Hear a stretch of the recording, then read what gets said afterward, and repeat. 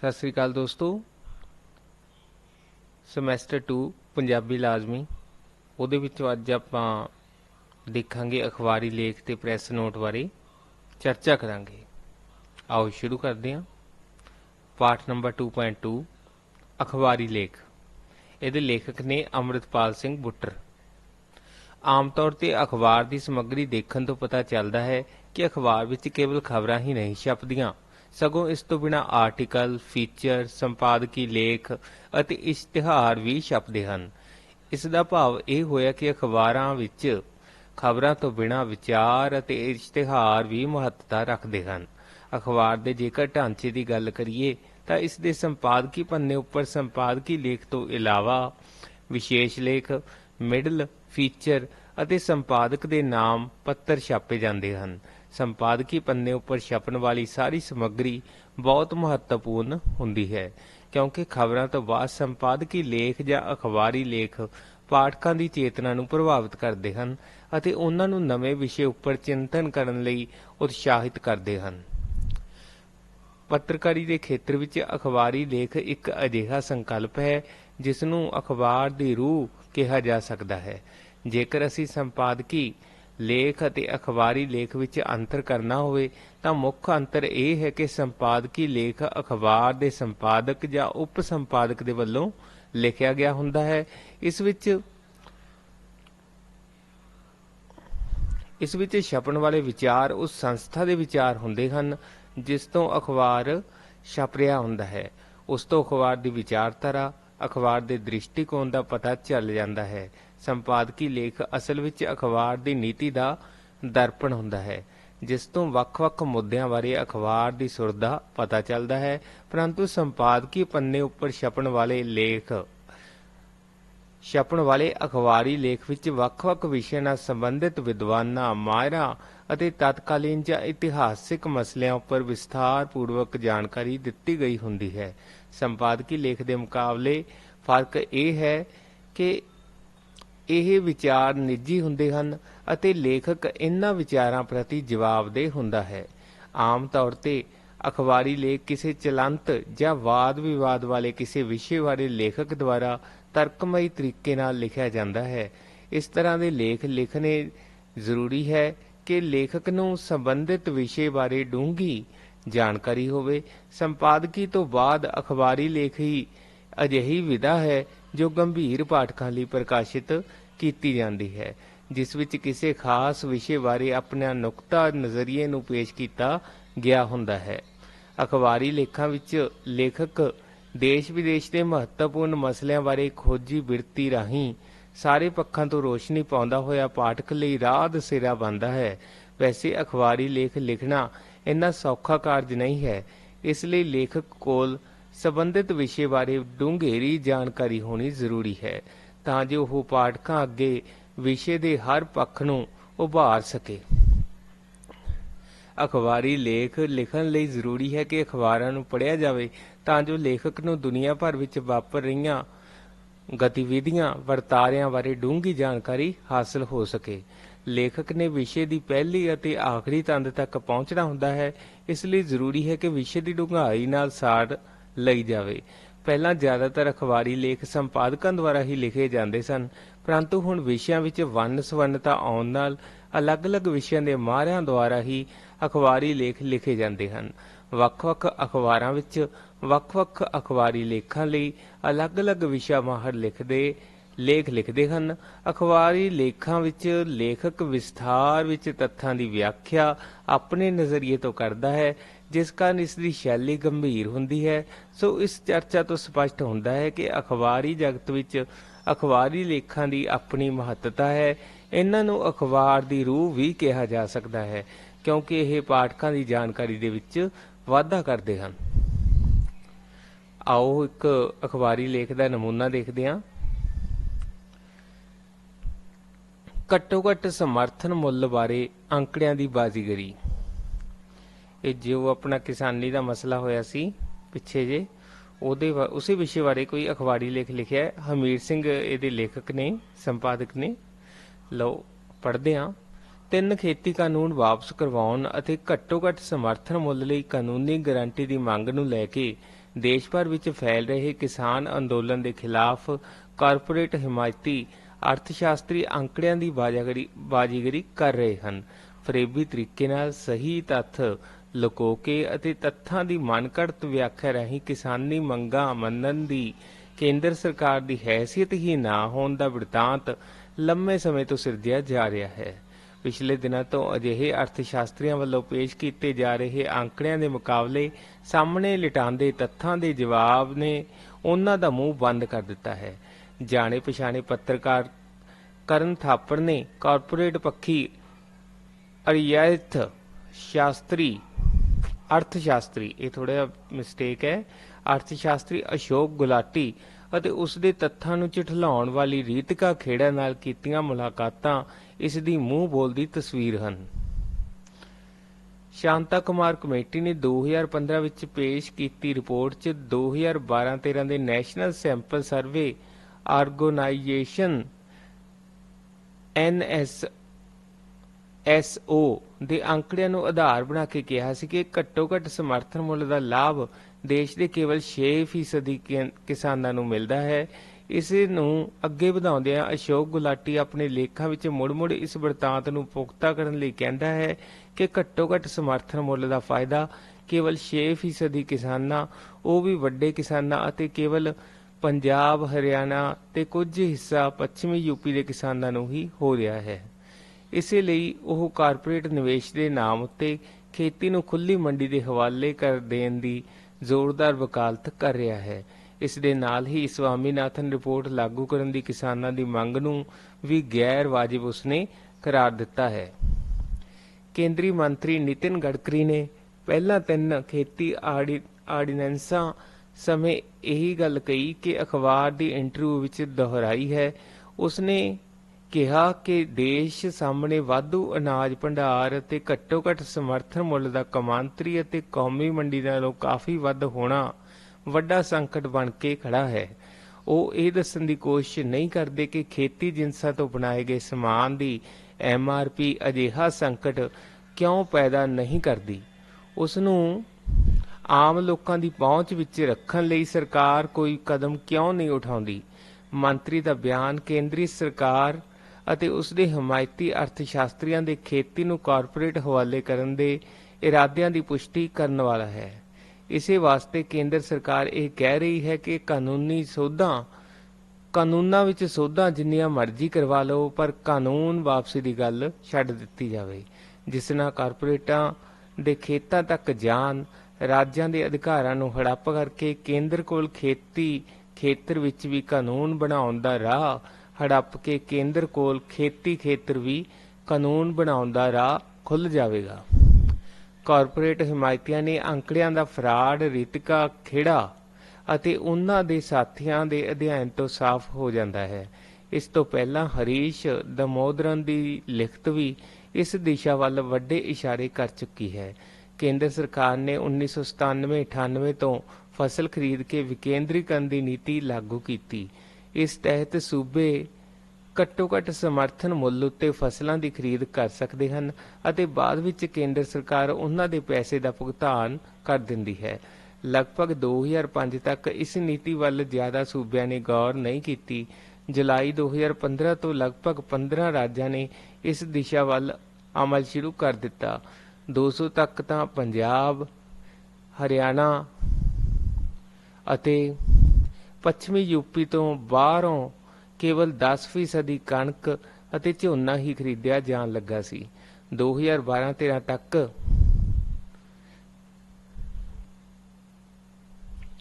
ਇੱਥੇ ਆ ਗਲਤੀ ਸੀ, ਇੱਥੇ 200 ਨਹੀਂ, ਇੱਥੇ 2000 ਸੰਨ ਦੀ ਗੱਲ ਹੋ ਰਹੀ ਹੈ। 2000 ਸੰਨ ਤੱਕ ਪੰਜਾਬ, ਹਰਿਆਣਾ ਅਤੇ ਪੱਛਮੀ ਯੂਪੀ ਤੋਂ ਬਾਹਰੋਂ ਕੇਵਲ 10% ਕਣਕ ਅਤੇ ਝੋਨੇ ਦੇ ਖਰੀਦਿਆ ਜਾਣ ਲੱਗਾ ਸੀ। 2012-13 ਤੱਕ ਵਿਕੇਂਦਰਿਤ ਖਰੀਦ ਵਾਲੇ ਰਾਜਾਂ ਦਾ ਖਰੀਦ ਦਾ ਹਿੱਸਾ ਵੱਧ ਕੇ 25 ਤੋਂ 35% ਤੱਕ ਹੋ ਗਿਆ ਸੀ।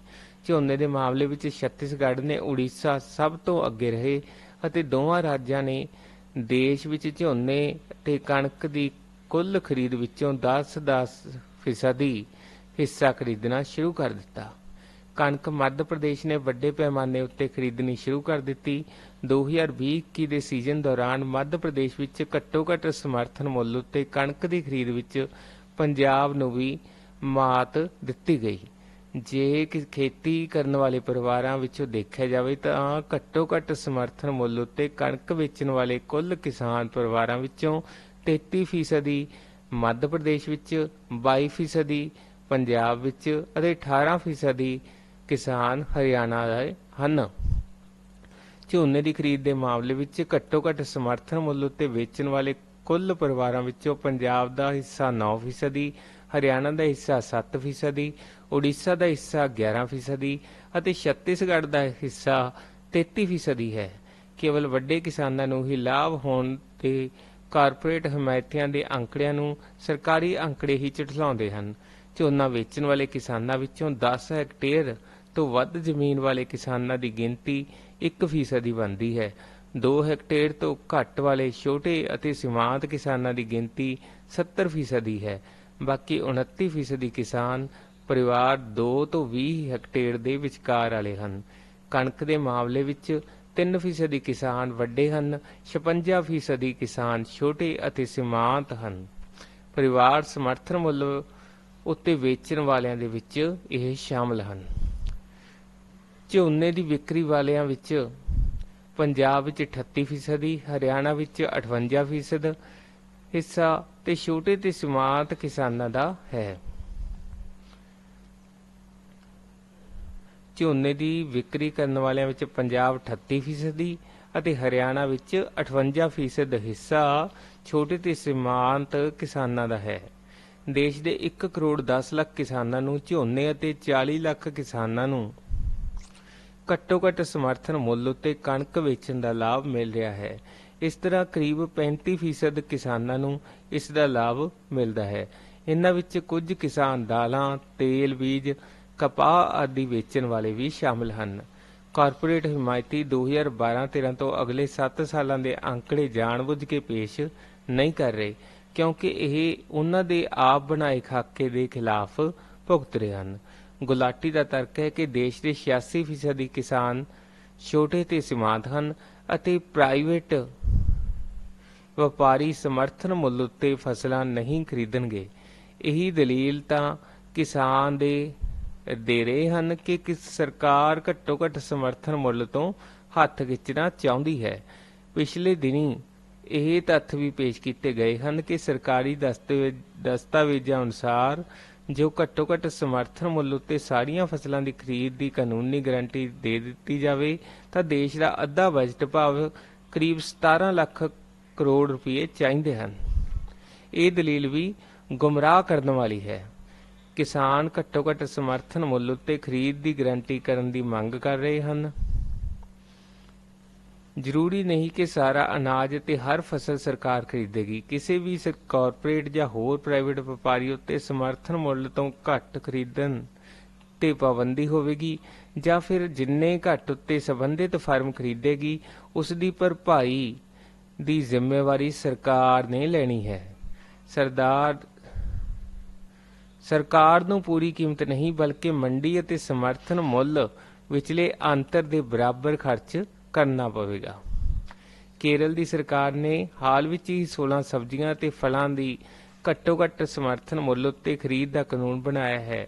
ਇਹ ਸਾਰਾ ਸਮਾਨ ਸਰਕਾਰ ਨਹੀਂ ਖਰੀਦਦੀ, ਪਰ 35 ਕਰੋੜ ਰੁਪਏ ਰੱਖੇ ਗਏ ਹਨ ਤਾਂ ਕਿ ਕੀਮਤ ਡਿੱਗੇ ਤਾਂ ਉਹ ਪੈਸਾ ਕਿਸਾਨਾਂ ਦੇ ਵਿੱਚ ਆਮਦਨ ਵਜੋਂ ਵੰਡਿਆ ਜਾ ਸਕੇ। ਜਦੋਂ ਕਾਰਪੋਰੇਟ ਕੰਪਨੀ ਨਾਲ MOU ਕੀਤਾ ਜਾਂਦਾ ਹੈ ਤਾਂ ਹਰ ਤਰ੍ਹਾਂ ਦੀ ਗਾਰੰਟੀ ਕਰਨ ਵਿੱਚ ਸਰਕਾਰ ਨੂੰ ਕੋਈ ਦਿੱਕਤ ਨਹੀਂ ਆਉਂਦੀ। ਮਿਸਾਲ ਵਜੋਂ ਪੰਜਾਬ ਦੇ 3 ਥਰਮਲ ਬੰਦ ਵੀ ਰਹਿੰਦੇ ਹਨ ਤਾਂ ਵੀ ਕਰੋੜਾਂ ਰੁਪਏ ਅਦਾ ਕਰਨ ਦੇ ਕੀਤੇ ਸਮਝੌਤਿਆਂ ਪੰਜਾਬੀਆਂ ਦਾ ਗਲ ਘੁੱਟ ਕੇ ਵੀ ਲਾਗੂ ਕੀਤੇ ਜਾ ਰਹੇ ਹਨ। 2019-20 ਦੌਰਾਨ ਭਾਰਤੀ ਖੁਰਾਕ ਨਿਗਮ FCI ਦਾ ਕਣਕ ਝੋਨੇ ਦੀ ਖਰੀਦ ਅਤੇ ਹੋਰ ਖਰਚ ਬਾਰੇ ਸੋਧਿਆ ਬਜਟ 1.79 ਲੱਖ ਕਰੋੜ ਰੁਪਏ ਦਾ ਹੈ। ਇਸ ਵਿੱਚ 1.39 ਲੱਖ ਕਰੋੜ ਰੁਪਏ ਖੁਰਾਕ ਗਾਰੰਟੀ ਕਾਨੂੰਨ ਤਹਿਤ ਸਬਸਿਡੀ ਦਾ ਬਣਦਾ ਹੈ। ਕੀ ਸਰਕਾਰ ਜਨਤਕ ਵੰਡ ਪ੍ਰਣਾਲੀ ਤਹਿਤ ਦਿੱਤੇ ਜਾਣ ਵਾਲੇ ਸਸਤੇ ਅਨਾਜ ਤੋਂ ਵੀ ਪਿੱਛੇ ਹਟਣ ਦਾ ਇਰਾਦਾ ਰੱਖਦੀ ਹੈ? ਜੇਕਰ ਅਜਿਹਾ ਹੋਇਆ ਤਾਂ ਦੇਸ਼ ਦੀ 67% ਜਨਤਾ ਕੀ ਕਰੇਗੀ? ਲਗਭਗ 14 ਕਰੋੜ ਕਿਸਾਨ ਪਰਿਵਾਰ ਅਤੇ ਇਹਨਾਂ ਨਾਲ ਜੁੜੇ ਹੋਏ ਪਰਿਵਾਰਕ ਮੈਂਬਰ 60 ਕਰੋੜ ਤੋਂ ਵੱਧ ਦੀ ਗਿਣਤੀ ਹੈ। 50% ਦੇ ਕਰੀਬ ਲੋਕਾਂ ਦੀ ਰੋਜੀ ਰੋਟੀ ਸਿੱਧੇ ਤੌਰ ਤੇ ਅੱਜ ਵੀ ਖੇਤੀ ਉੱਤੇ ਨਿਰਭਰ ਹੈ। ਜੇ ਕਾਰਪੋਰੇਟਾਂ ਦੇ ਲੱਖਾਂ ਕਰੋੜਾਂ ਰੁਪਏ ਉੱਤੇ ਵੱਟਾ ਖਾਤਾ ਨਾਨ ਪਰਫਾਰਮਿੰਗ ਅਸੈਟਸ ਕਹਿ ਕੇ ਮਾਫ ਕੀਤੇ ਜਾ ਸਕਦੇ ਹਨ ਤਾਂ ਇੰਨੇ ਵੱਡੇ ਵਰਗ ਲਈ ਮੁਆਫੀ ਨਹੀਂ ਬਲਕਿ ਉਸ ਦੀ ਉਪਜ ਖਰੀਦ ਉੱਤੇ ਪੈਸਾ ਖਰਚ ਦੀ ਕਾਨੂੰਨੀ ਗਰੰਟੀ ਕਿਉਂ ਨਹੀਂ ਦਿੱਤੀ ਜਾ ਸਕਦੀ?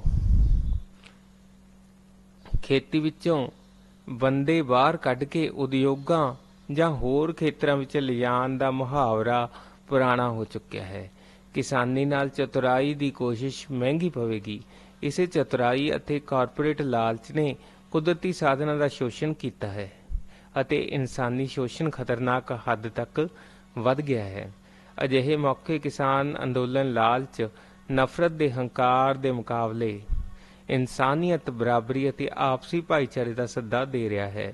ਇਸ ਵਿੱਚੋਂ ਰਾਜਾਂ ਨੂੰ ਵੱਧ ਅਧਿਕਾਰ, ਗੁਆਂਢੀ ਦੇਸ਼ਾਂ ਨਾਲ ਦੋਸਤੀ ਅਤੇ ਲੋਕਾਂ ਦੀ ਫੈਸਲਾਕੁੰਨ ਹਿੱਸੇਦਾਰੀ ਵੱਲ ਗੱਲ ਅੱਗੇ ਤੁਰੇਗੀ। ਇਸ ਸਾਹਮਣੇ ਝੁਕਣ ਨਾਲ ਹੁਕਮਰਾਨ ਛੋਟੇ ਨਹੀਂ ਬਲਕਿ ਵਕਾਰ ਦਾ ਕੁਝ ਨਾ ਕੁਝ ਬਚਾ ਹੀ ਕਰ ਸਕਦੇ ਹਨ, ਕਿਉਂਕਿ ਇਹ ਧਰਤੀ ਗੁਰੂ 20 ਵਿਸਵੇ ਤੇ ਸੰਗਤ 21 ਵਿਸਵੇ ਦੀ ਵਿਚਾਰਧਾਰਕ ਵਿਰਾਸਤ ਦੇ ਨਾਲ ਜੁੜੀ ਹੋਈ ਹੈ। ਧੰਨਵਾਦ। ਆਓ ਅੱਗੇ ਗੱਲ ਕਰਦੇ ਹਾਂ ਆਪਾਂ ਪ੍ਰੈਸ ਰਿਪੋਰਟ ਬਾਰੇ। ਪ੍ਰੈਸ ਰਿਪੋਰਟ ਅੱਜਕੱਲ੍ਹ ਦੀ ਪੱਤਰਕਾਰੀ ਵਿੱਚ ਖਬਰਾਂ ਦੇਣ ਅਤੇ ਖਬਰਾਂ ਪ੍ਰਾਪਤ ਕਰਨ ਲਈ ਸਸਤਾ ਅਤੇ ਲੋਕਪ੍ਰਿय ਸਾਧਨ ਹੈ। ਇਸ ਵਿੱਚ ਕਿਸੇ ਸੰਸਥਾ ਜਾਂ ਪਾਰਟੀ ਦੁਆਰਾ ਆਪਣੀਆਂ ਯੋਜਨਾਵਾਂ, ਫੈਸਲਿਆਂ ਬਾਰੇ ਲਿਖਤੀ ਜਾਂ ਟਾਈਪ ਰੂਪ ਵਿੱਚ ਜਾਣਕਾਰੀ ਦਿੱਤੀ ਗਈ ਹੁੰਦੀ ਹੈ, ਜਿਸ ਤੋਂ ਅੱਗੇ ਰਿਪੋਰਟਰ ਪ੍ਰੈਸ ਰਿਪੋਰਟ ਤਿਆਰ ਕਰਕੇ ਖਬਰਾਂ ਲਈ ਸਮੱਗਰੀ ਕੱਢਦਾ ਹੈ। ਇਸ ਵਿੱਚ ਸਰਕਾਰ ਦੁਆਰਾ ਲਏ ਗਏ ਫੈਸਲਿਆਂ ਬਾਰੇ ਵੀ ਜਾਣਕਾਰੀ ਹੋ ਸਕਦੀ ਹੈ। ਇਸ ਵਿੱਚ ਸਰਕਾਰਾਂ ਜਾਂ ਕੰਪਨੀਆਂ ਆਪਣੇ ਫੈਸਲਿਆਂ ਜਾਂ ਯੋਜਨਾਵਾਂ ਦੀਆਂ ਮਸ਼ਹੂਰੀਆਂ ਕਰਦੀਆਂ ਹਨ ਅਤੇ ਪ੍ਰਚਾਰ ਕਰਨ ਦੀ ਕੋਸ਼ਿਸ਼ ਵੀ ਕਰਦੀਆਂ ਹਨ। ਪਰੰਤੂ ਕਿਸੇ ਵੀ ਅਖਬਾਰ ਦੇ ਰਿਪੋਰਟਰ ਨੇ ਪ੍ਰੈਸ ਰਿਪੋਰਟ ਤਿਆਰ ਕਰਨ ਸਮੇਂ ਇਹ ਦੇਖਣਾ ਹੁੰਦਾ ਹੈ ਇਸ ਵਿੱਚ ਖਬਰ ਬਣਨ ਲਈ ਸਮੱਗਰੀ ਕਿੰਨੀ ਕੁ ਮਹੱਤਵਪੂਰਨ ਹੈ ਅਤੇ ਅਸਲ ਵਿੱਚ ਪ੍ਰੈਸ ਰਿਪੋਰਟ ਰਿਪੋਰਟਰਾਂ ਜਾਂ ਨਿਊਜ਼ ਏਜੰਸੀਆਂ ਦੁਆਰਾ ਤਿਆਰ ਉਹ ਸਮੱਗਰੀ ਹੁੰਦੀ ਹੈ ਜੋ ਸਹੀ ਅਤੇ ਸਪਸ਼ਟ ਰੂਪ ਵਿੱਚ ਜਨਤਾ ਤੱਕ ਪਹੁੰਚਾਈ ਜਾਣੀ ਹੁੰਦੀ ਹੈ। ਪ੍ਰੈਸ ਰਿਪੋਰਟ ਕੱਚੀ ਸਮੱਗਰੀ ਹੁੰਦੀ ਹੈ। ਇਸ ਤੋਂ ਅੱਗੇ ਖਬਰ ਤਿਆਰ ਕਰਨੀ ਹੁੰਦੀ ਹੈ। ਇਹ ਅੱਗੇ ਰਿਪੋਰਟਰ ਦੇ ਹੱਥ ਹੁੰਦਾ ਹੈ ਕਿ ਉਹ ਪ੍ਰੈਸ ਰਿਪੋਰਟ ਤੋਂ ਕਿਸ ਤਰ੍ਹਾਂ ਖਬਰ ਤਿਆਰ ਕਰਦਾ ਹੈ, ਕਿਉਂਕਿ ਖਬਰ ਲਿਖਣਾ ਵੀ ਇੱਕ ਕਲਾ ਹੈ ਜਿਸ ਲਈ ਪੱਤਰਕਾਰ ਨੂੰ ਲਗਾਤਾਰ ਅਭਿਆਸ ਦੀ ਲੋੜ ਰਹਿੰਦੀ ਹੈ। ਖਬਰ ਤਿਆਰ ਕਰਨ ਲਈ ਖਬਰ ਤਿਆਰੀ ਬਾਰੇ ਤੇ ਭਾਸ਼ਾ ਬਾਰੇ ਜਾਣਕਾਰੀ ਦੀ ਲੋੜ ਹੁੰਦੀ ਹੈ ਤਾਂ ਜੋ ਖਬਰ ਪ੍ਰਭਾਵਸ਼ਾਲੀ ਬਣ ਸਕੇ। ਇਸ ਦੇ ਬਾਰੇ ਸਹਾਇਕ ਪੁਸਤਕਾਂ ਨੇ ਪ੍ਰੈਸ ਰਿਪੋਰਟ ਬਾਰੇ ਆਸ਼ਾ ਸ਼ਰਮਾ, MP ਕੋਹਲੀ, ਸਮਾਚਾਰ ਪ੍ਰਣਾਲੀ ਤੇ ਸੰਪਾਦਨਾ, publication bureau, Punjabi university Patiala 1995। Next ਇੱਕ ਹੈ ਹਰਜਿੰਦਰ ਸਿੰਘ ਵਾਲੀਆ, ਪਾਰਲ ਰਾਇਜਾਦਾ, ਪੱਤਰਕਾਰੀ ਤੇ ਜਨ ਸੰਚਾਰ, Maidan publishing house Patiala 2014। Next Harjinder Walia, doctor Bhupinder Batra, ਸੰਚਾਰ, ਮੈਦਾਨ ਪਬਲੀਕੇਸ਼ਨਜ਼ ਪਟਿਆਲਾ 2005। ਇਹ ਪੁਸਤਕਾਂ ਤੁਹਾਡੀ ਇਸ ਬਾਰੇ ਪ੍ਰੈਸ ਰਿਪੋਰਟ ਬਾਰੇ ਨੌਲੇਜ ਨੂੰ ਹੋਰ ਵਧਾ ਸਕਦੀਆਂ ਹਨ।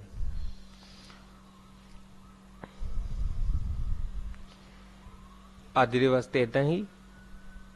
ਕੀਮਤੀ ਸਮਾਂ ਦੇਣ ਵਾਸਤੇ ਤੁਹਾਡਾ ਬਹੁਤ ਬਹੁਤ ਧੰਨਵਾਦ।